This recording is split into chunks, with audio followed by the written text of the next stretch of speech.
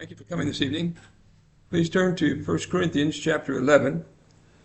We're in the middle of a study of the book of 1 Corinthians, and in particular we're in the section in chapters 11 through 14 discussing assemblies and problems that the Corinthian church was having of disorder and confusion and lack of appreciation and concern for one another in their assemblies. We're in the first section and discussing regarding the coverings. And we tried to emphasize that right now we're still in the verses, going verse by verse through chapter 11, verses 2 through 16, and saving applications to today till the end. So right now we're just looking at what the passage says, and when we get done, then we'll look at applications to today.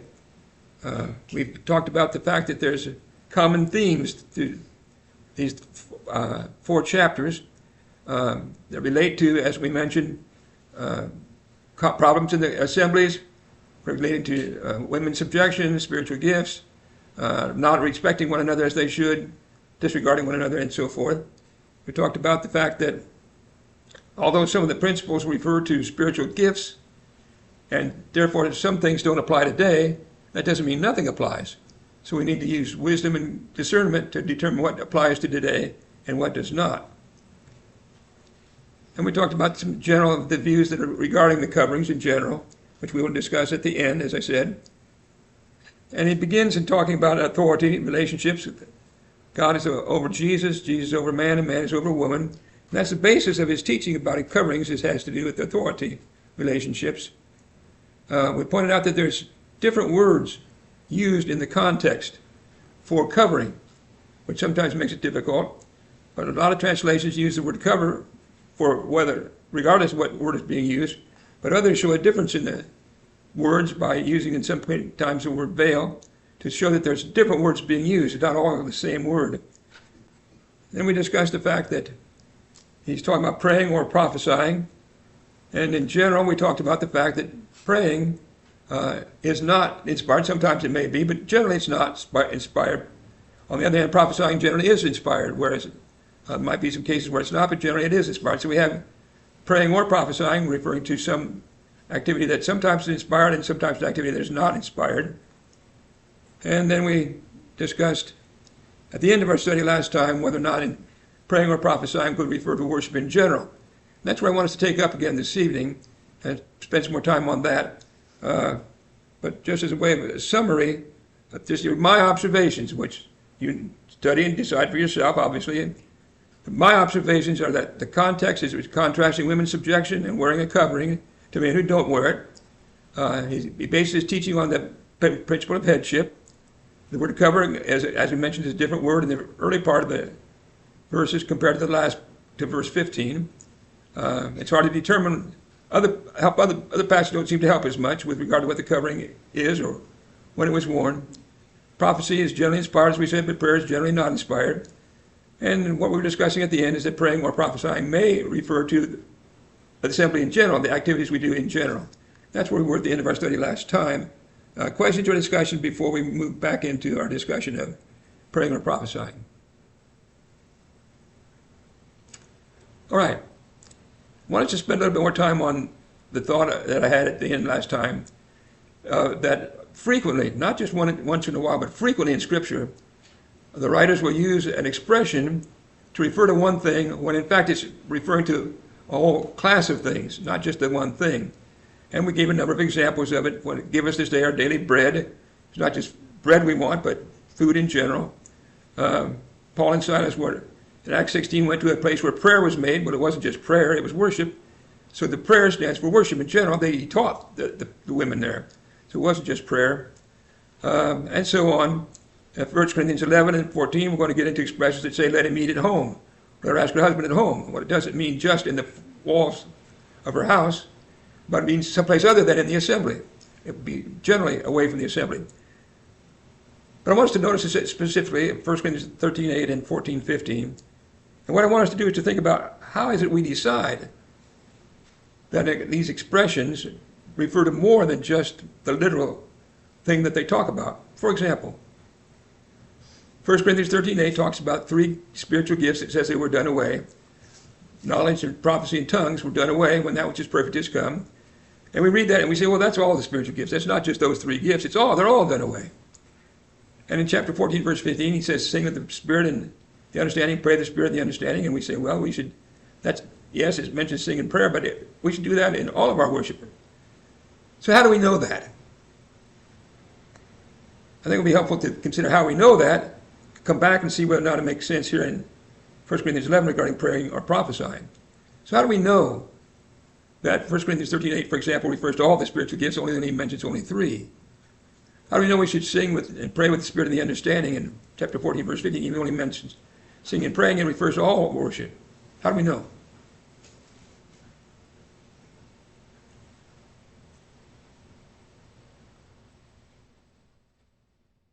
Well, let me suggest some ideas. Chapter 13, verse 8, he says that I was praying with the Spirit, and, he says, whether there be prophecies, they will fail, whether tongues, they will cease, knowledge will vanish away. How does that have to relate to the context?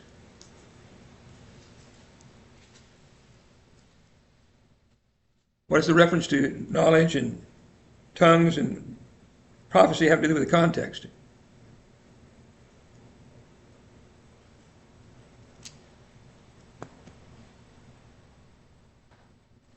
Challenged you with that one, didn't I?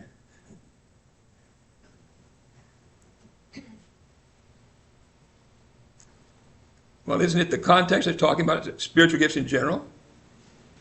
The context isn't just discussing prophecy, tongues, and knowledge. It's discussing spiritual gifts in general, right? So when he talks about those three, in the context, it makes sense for it to be applying to the gifts in general. That's one thing, context. But the other thing is what he says about those three, the application that he makes would apply just as reasonably to all the gifts. What he says about the tongues and knowledge and prophecy is it's going to be done away when that which is perfect is come, and we explain that to mean when the scriptures are completed. Well, those gifts are done away when the scriptures are completed, but wouldn't the same thing be true of all the gifts? They will all be done away for the same reason. That is, they're no longer needed because we have the completed scriptures.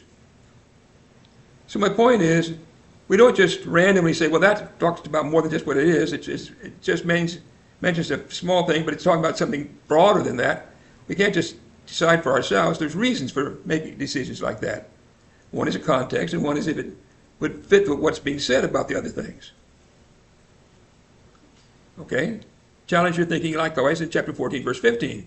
Sing with the Spirit and the understanding, pray with the Spirit and the understanding. Well, what is there in that context that would imply that he's talking about more than just singing and praying?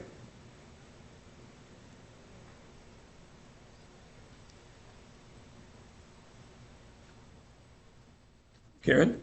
Well, he talks about tongues and makes the point that unless they are understood, there's an interpreter to not use them. So it's the same principle. Okay. He talks about a lot of other things in the context. So again, it's context that tells us he's talking about more than just the two things he mentions in that verse. The context is talking about more similar things as well, and worship in general. So number one is context, and number two, what he says about them, the application he makes would reasonably apply to the other acts of worship. Not only would we sing with the Spirit and pray with the Spirit, reasonably we'd understand, well, what about the Lord's Supper? Or what about studying, teaching the Word of God? Well, that should be done with singing with the Spirit and the understanding as well, shouldn't it? So my point is, we don't just randomly say, well, that's not just talking about what it mentions, it talks about some more, it means to more than just that. If we look at context and we look at what he says about it, that helps us to understand if he's talking about more than just the specific thing that he mentions. Okay? Now the reason I bring that up is to bring us back now to chapter 11 and his discussion of the coverings and praying or prophesying. And in the discussion there, verses 4 and 5 and 6 and 7, he brings them up.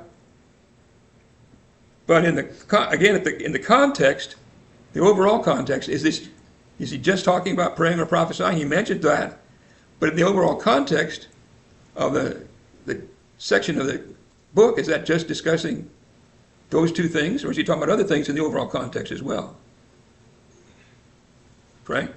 We established last week, and before that the whole context of this letter ties together with not being under the authority of other gods, but the one true God, being under the authority of Christ, and serving and worshiping under the authority of God and what he has commanded us to do.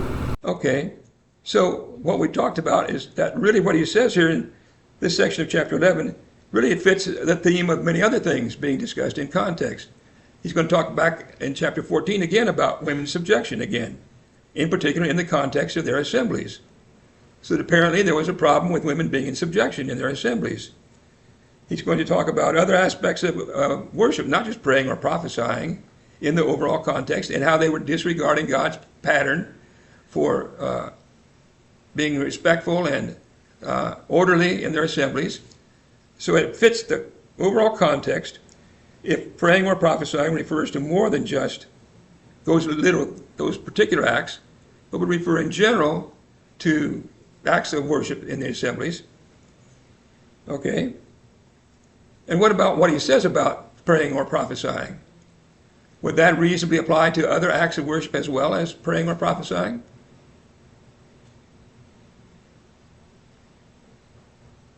Well, what's his point of what he talks about praying or prophesying? Why should a man not be covered and a woman should be covered?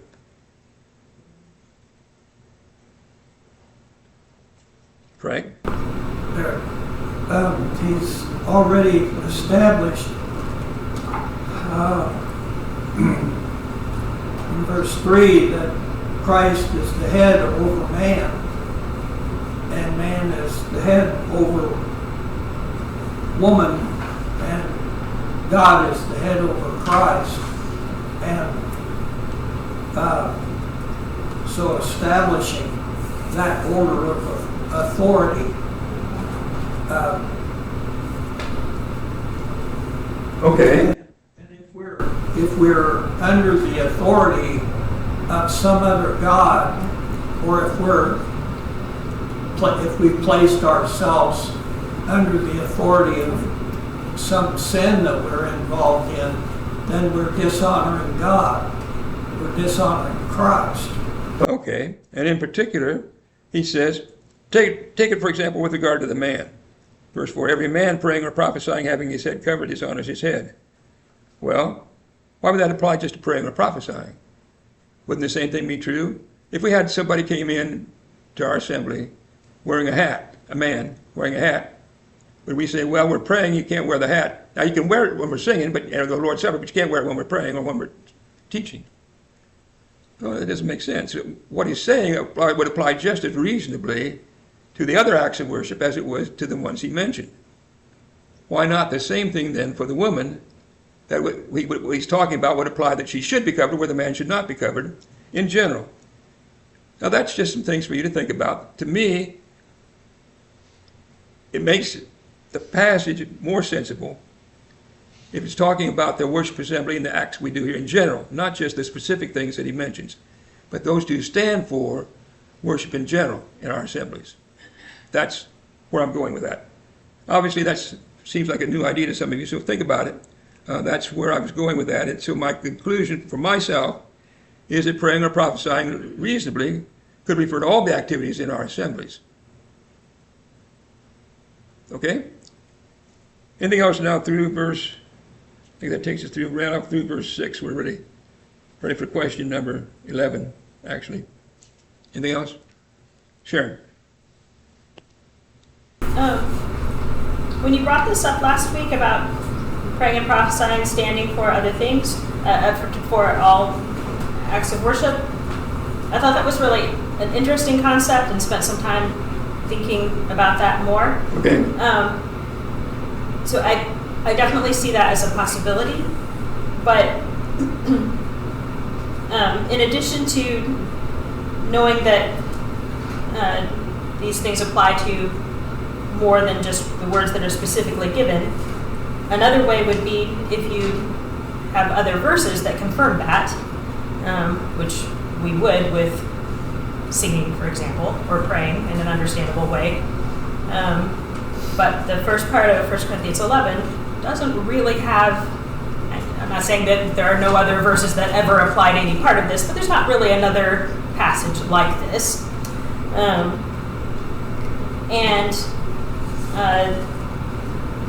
The fact that which context you think it is, to me, is a matter of opinion. And I'm hesitant to look at a section and say, I think this goes with this context and it could make sense here, so that's what it means. I think we have to be careful with that, because we can make mistakes when we're using that kind of logic. It definitely could mean that here, but if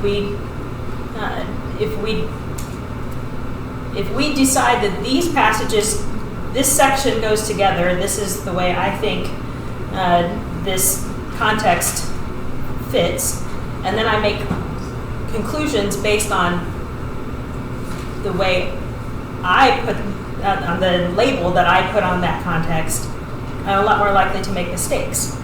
For example, I do think that chapters 12 through 14 are talking about different aspects of using spiritual gifts in the assembly.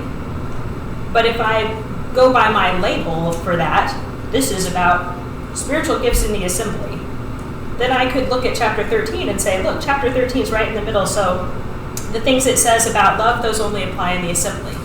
Well, that doesn't make any sense at all, obviously, for several reasons. But the problem I would have made was that I reached my conclusion based on the label that I put on the context. So I just think it's important to be really careful to not put a label on the context and then reach a conclusion based on the label. Okay?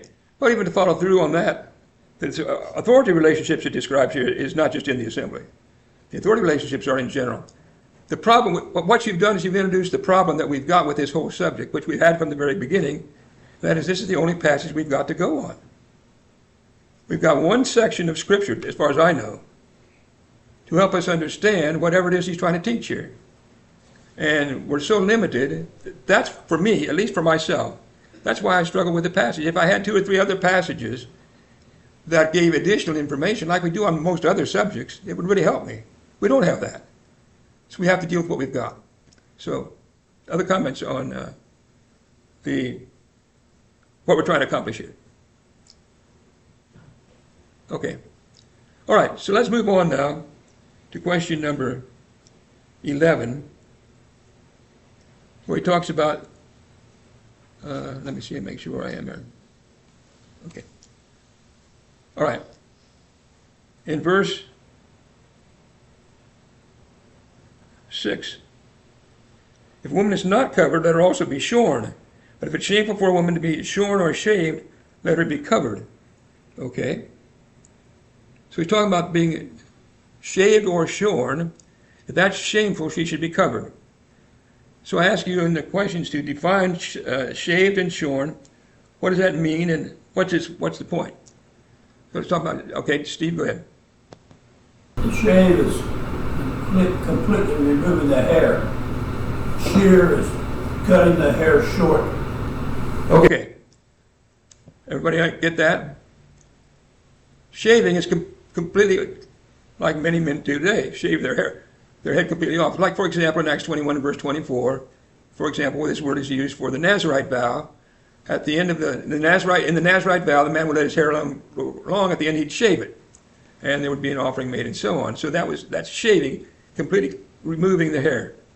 Okay.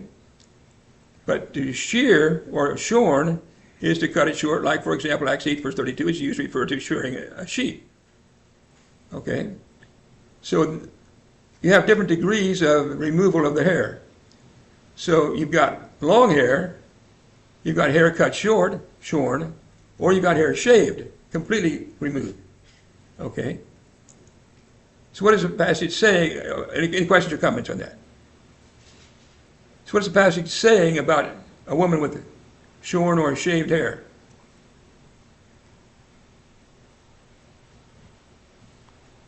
Karen? It says it's shameful. It's shameful. If it's shameful, then she should be covered. Okay. Did I say it right?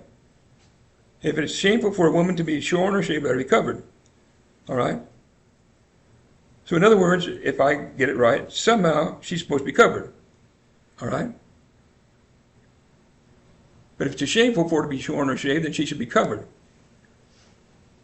Well, is it shameful for her to be shorn or shaved?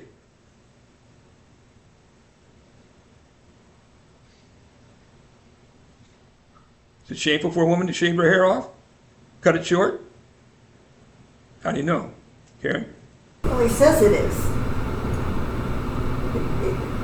In saying, if it is shameful, it's one of those rhetorical questions like, of course it is. Okay, he's implying that it is. What about verse 15? In verse 14 and 15, nature tells you that if a man has long hair, it's a dishonor, but if a woman has long hair, it's a glory. So doesn't nature even teach that a woman should not shave or cut her hair short? That would be shameful, and if so, then she should wear a covering. Frank, you have a comment? Verse 15 also says that her hair is given to her for a covering. Right, we'll get to that. In fact, that's one of my next points. So nature teaches women should not wear short hair because that confuses them with men, and if it's shameful for them to wear short hair, shaved or short, she should wear a covering. Comments, discussion? Okay. But that leads us next, well, okay. Shameful, shameful, then she should be covered. Okay, that leads me to the next point. And this is something that it's going to take some thinking, I think, but to me it's critical to understanding the passage. There are two different coverings in this context. Two different coverings. And let me show you how I know that. And one of the few things I know, I think I know this one. Okay. First of all, we've talked about it before, there's different words used. Verses 4 through 7 is one word, and the Greek is on the chart if you're interested in it. A completely, totally different word in verse 15. So the covering of verse 15 is a completely different word, but you know I don't like to make doctrine or issues stand on technical aspects of Greek, but I don't think we have to, because we've already pointed out that there are translations that use a different word for veil in verses 4 through 7 and covering in verse 15. So some translations make the distinction between the words, but aside from that, any translation shows that there's different ones. Here's how I believe it. You can see it. Look at what we're talking about in verse 6. If a woman is not covered, there's one covering, let her also be shorn, but if it's shameful for a woman to be shorn or shaved, let her be covered. If you look at the New American Standard, for example, it says, if a woman does not cover her head, let her also have her hair cut off. So, if her hair is shorn or shaved, then she doesn't have long hair. So he said, let her be covered. She doesn't have long hair, so that's not the covering she's got, but she's still covered with another covering. There's two coverings in the context. There's the long hair of verse 15, but there's the covering that she could have, even if she didn't have long hair, she could be covered. And a lot of translations, well, look at first part of verse 6. If a woman is not covered, let her also be shorn. So the covering of verse 5, 6, and 7 is one covering. The covering of verse 15, in contrast to being shorn or short hair, is a different covering. There's two coverings in the context.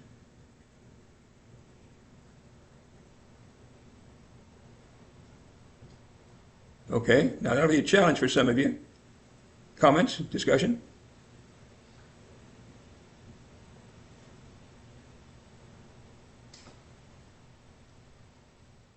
If she's not covered, that her hair is short, so she's let her also be shorn. If she doesn't have the covering of verses 5 through 6, let her also be shorn, which is a different covering according to verse 15. Also, two coverings. Susie? Chart at the top where it says several translations show this by translating veil. Yes. Are you talking about verses 4 through 7 Yes. that call it a veil? Yes. Yes. And I gave the chart later. If you want, I can show it again. So those translations use veil in 4 through 7 and use covering in verse 15. So in the English, it's different. It helps us to see it's different in the Greek. You don't have to be a Greek scholar to see that they're different. That's my point.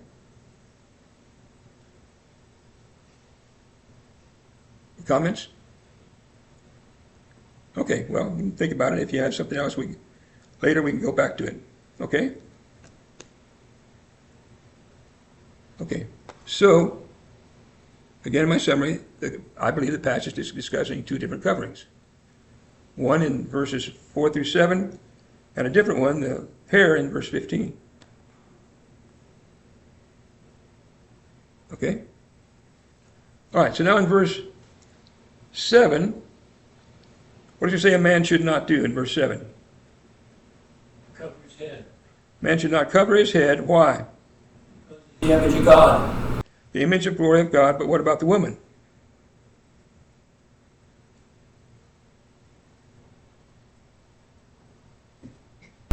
Karen? The woman's the glory of man. Glory of man.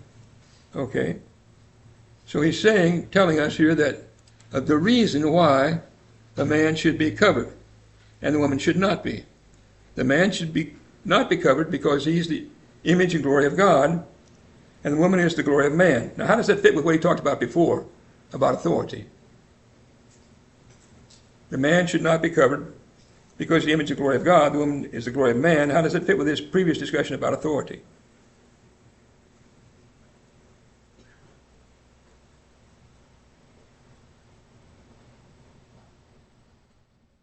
What did he say earlier about authority? Karen? Well, I don't know if this is what you wanted. It says, for a man indeed ought not to cover his head, for he is the image and glory of God. So the line of authority, God, Christ, man, woman. But the woman is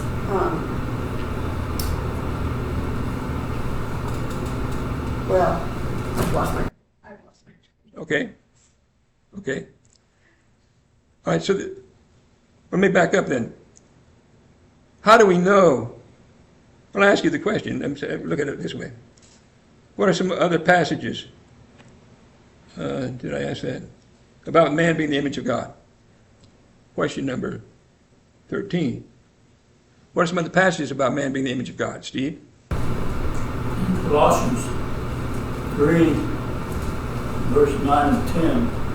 Do not lie to one another, since you have put off the old man with his deeds, and put on the new man who is renewed in knowledge according to the image of him who created him. Okay. All right. Other passages? God, man is the image of God, and woman is the glory of man. Genesis 1:27. All right. Goes back to creation, doesn't it? Goes back to the creation, that man and woman were both created in the image of God, but the woman was created for the man, as he's going to discuss in the following verses, which is where the authority relationship was established. Man was created by God, therefore God is over man. God has authority over man because we're his creatures. The woman was created for the man, to be his helper, not to be his master or his leader, but to be his helper for him, and so he's over her. So the authority relationship that he describes in verses 4 through 7 is based on creation, and that goes down into verse 7, that man is the image and glory of God, and he's therefore should not cover his head, but the woman is the glory of man. So he's fitting it together, it seems to me, with the earlier discussion about authority. Okay? Other comments?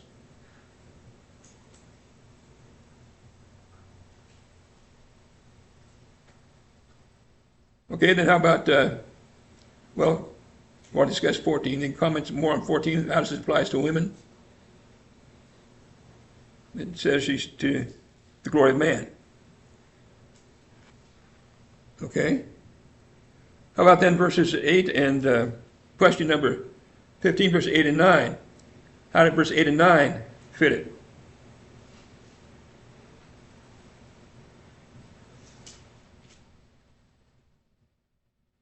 Steve? And Eve was formed from Adam. In Genesis 2:18, it says, woman was created for man to be a companion and support for man. Okay.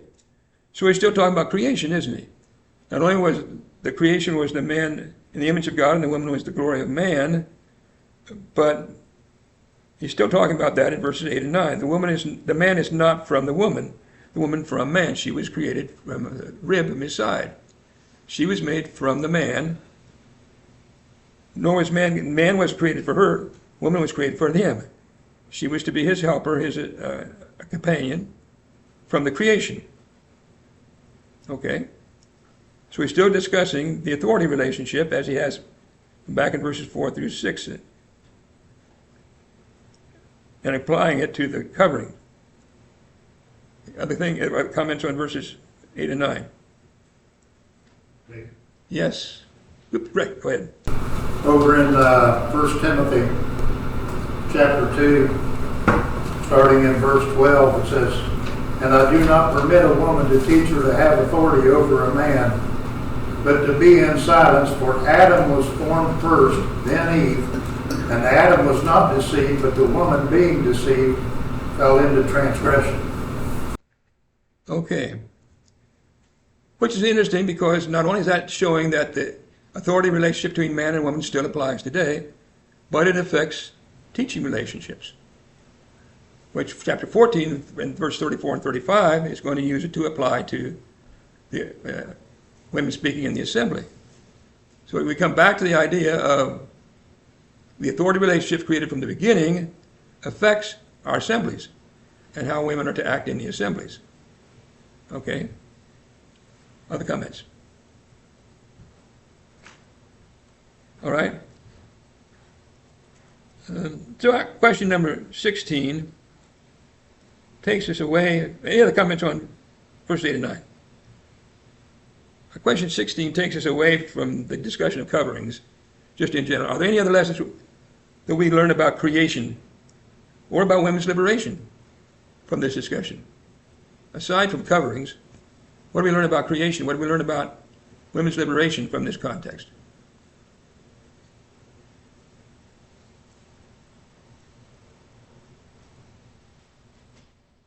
Rick? God created man in his image, and then he created woman from the side of the man to be the man's helper. Okay. So here we have a passage in the New Testament, written thousands of years later, absolutely confirming what Genesis 1 and 2 says about the creation of man and woman. It's especially interesting to me because one of the things about the creation account that is so obviously contrary to evolution is the idea that woman was created from the side of man. She didn't evolve from some other animal. The man didn't either. He was created from the earth, but she came from his side. How can that possibly? No matter how hard you try, you can't make that fit evolution. But here it is confirmed in 1 Corinthians. Okay? Comments? Karen? You ask about the women's liberation. They try to reject women being in subjection to men because they think it's cruel and unworthy. But Ephesians 5 points out that wives are to submit to their own husbands as the Lord. But later on it says that the husbands are to love their own wives as their own bodies. And later on it says if they don't love their wives, their prayers will be hindered. So it's not a cruel thing. It's just an order. God has established this order. And we need to respect that and realize that each place in the order has its blessings. Okay.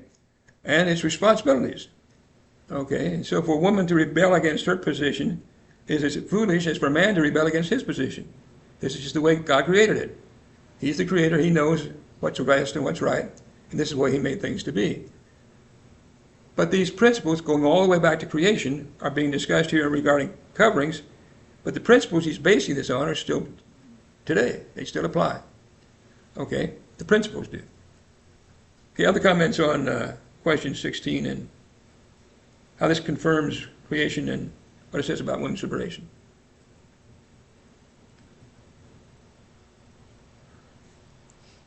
Okay. Well, we're not going to have time to go into this very much, but let's look at chapter 11, verse 10. He says in verses 8 and 9, man is not from woman, woman is not from man, nor is man created for the woman, woman for the man, for this reason. What should happen as a result of that reason?